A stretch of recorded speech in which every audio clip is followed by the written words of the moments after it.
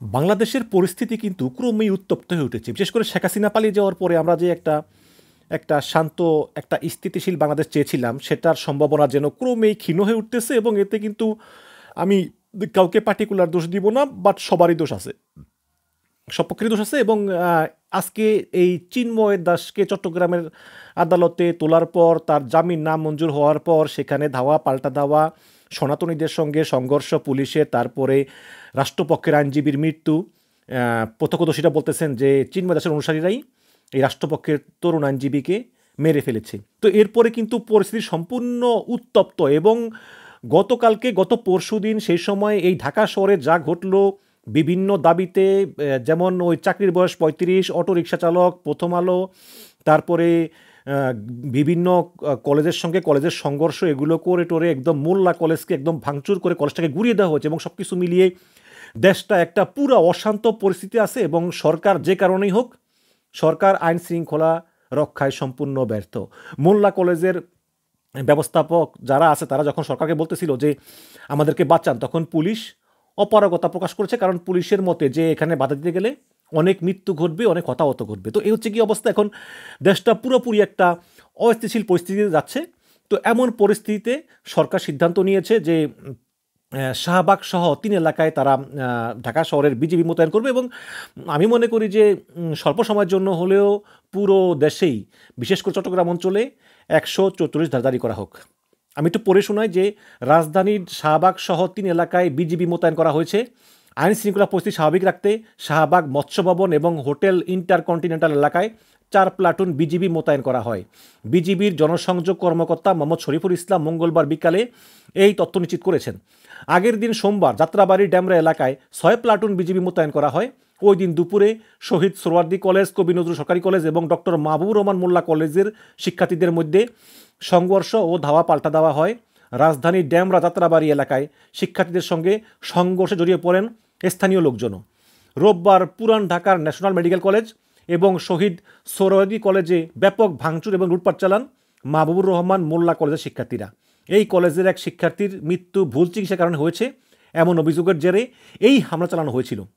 এই ঘটনার পর দেশের চলমান পরিস্থিতি নিয়ে সন্ধ্যায় রাজধানীর ফরেন সার্ভিস একাডেমিতে সংবাদ ব্রিফিংয়ের আয়োজন করে প্রধান উপদেষ্টার প্রেস উইং ব্রিফিংয়ে দেশে পরিকল্পিতভাবে অস্থিরতা সৃষ্টির চেষ্টা করা হতে জানিয়ে তথ্য উপদেষ্টা নাহিদ ইসলাম বলেছেন যে বড় ধরনের পরিকল্পনা না থাকলে একই দিনে এতগুলো ঘটনা কাকতালীয় না।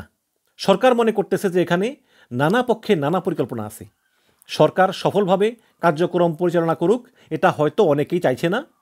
বিগত ফ্যাসিস্ট সরকার নানাভাবে অপপ্রচার চালিয়ে যাচ্ছে, পরিকল্পিতভাবে অস্থিরতা তৈরি করার চেষ্টা করা হচ্ছে।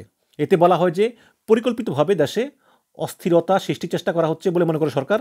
গত 2 দিনে ঢাকা শহরের বিভিন্ন প্রান্তে বিশৃঙ্খলা ভাঙচুরের যেসব ঘটনা ঘটেছে তা বড় ধরনের পরিকল্পনার অংশ বলেই ভাবছে সরকার। হামলা, ভাঙচুর এবং মারধরের ঘটনা যারা জড়িত তাদের বিরুদ্ধে আইনগত ব্যবস্থা নেবে, কোনো ধরনের সহিংসতা সহ্য করা হবে না। এবং তিনি আরও বলেন যে এই হামলা ভাঙচুরের ঘটনায় কারো ইন্ধন আছে কি না, এই প্রশ্নের জবাবে আসিফ মাহমুদ বলেন যে অনেক ধরনের তথ্য পাওয়া যাচ্ছে, তবে তদন্ত করার আগ পর্যন্ত কোনো কিছুই বলা যাবে না। আইন শৃঙ্খলা বাহিনীর ভূমিকা নিয়ে প্রশ্ন করা হলে নাহিদ ইসলাম বলেন যে পুলিশের দুর্বলতা ছিল দেখেই তো আসলে ঘটনা সংঘর্ষের দিকে গিয়েছে। পুলিশ একটি পুনর্গঠন প্রক্রিয়ার ভিতর দিয়ে আছে। সেই জায়গায় যখন এত শিক্ষার্থী নেমে এসেছে, তখন পুলিশ যদি শিক্ষার্থীদের সঙ্গে মুখোমুখি অবস্থান যেত, তখন পরিস্থিতি আরও বেশি খারাপের দিকে যেতে পারত। এই কারণে হয়তো পুলিশ প্রাথমিকভাবে বাধা দেওয়ার চেষ্টা করেছে, কিন্তু শিক্ষার্থীদের সঙ্গে সংঘর্ষে জড়ায়নি। পরে অবশ্য পুলিশ এবং সেনাবাহিনী গিয়ে সেখানে পরিস্থিতি নিয়ন্ত্রণ করেছে। পুলিশকে আরও সক্রিয় করার জন্যই একটি রদবদল করা হয়েছে এবং এই রদবদল অব্যাহত থাকবে। যেখানে ব্যর্থ হয়েছে সেখানেও পরিবর্তন আনা হবে। ব্রিফিংয়ে চিন্ময় কৃষ্ণ দাস ব্রহ্মচারীকে আটকের বিষয়ে প্রশ্ন করা হয়। এর জবাবে প্রধান উপদেষ্টার প্রেস সচিব শফিকুল আলম বলেন যে এই বিষয়ে ঢাকা মহানগর পুলিশ জানাবে, তবে তারা যেটা জানেন তা সেটা হচ্ছে যে তাকে আটক করা হয়েছে, তার নামে কোতোয়ালি থানায় একটা মামলা আছে। তো দর্শক, এই হচ্ছে গিয়ে ঘটনা। এখন বাংলাদেশটা হচ্ছে একটা মগের মুল্লুক, মানে যাদের যে যেভাবে পারে যেই দাবি আছে সব দাবি নিয়ে মাঠে নামতেছে। এবং এটা সত্য যে প্রত্যেকটা দেশেই গণঅভ্যুত্থানের পরে, বিপ্লবের পর একটা অরাজকতা হয়, কিন্তু সেই অরাজকতাটা সামলে নেওয়ার জন্য যতটুকু শক্তিশালী সরকারের দরকার, সেই শক্তিশালী সরকার আসলে প্রফেসর ইউনূসের সরকার না। এই কারণে আমি মনে করি যে আসলে বলতে অনেক খারাপ লাগে, বাট সরকার দুর্বল হলে জনগণ এরকম করবেই। বাংলাদেশের মতো দেশে সরকারকে শক্ত হতে হয়, শক্ত হতে সব কিছু দমন করতে হয়, তা না হলে কিন্তু হয় না।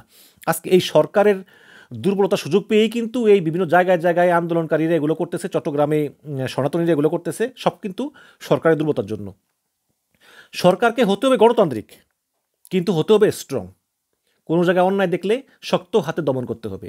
কিন্তু সরকার যদি অত্যন্ত মানবতা প্রদর্শন করে সব জায়গায়, তাহলে এই সরকার, আমাদের দেশ তো আমেরিকা ইউরোপ না, আমাদের দেশ বাংলাদেশ, এখানে বিভিন্ন ধরনের মানুষ আছে, মানুষের সেন্টিমেন্ট বিভিন্ন, সুযোগ পেলেই তারা উস্কানি দেয়, সুযোগ পেলেই তারা রাস্তায় নেমে আসে। এমন একটা দেশে, ঘনবসতিপূর্ণ দেশে সরকারকে আরও কঠোর হতে হবে।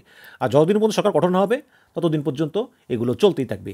আমি মনে করি যে চট্টগ্রামে ইমিডিয়েটলি 144 ধারা জারি করা উচিত, এবং ঢাকা শহরে যে বিজিবি মোতায়েন করা হয়েছে।